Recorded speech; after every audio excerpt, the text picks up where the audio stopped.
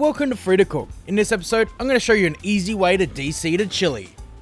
First thing you need to do is to rub the chili between your hands, applying a small amount of pressure.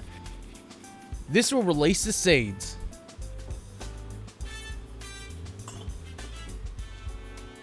Then simply cut off the top and tap out the seeds.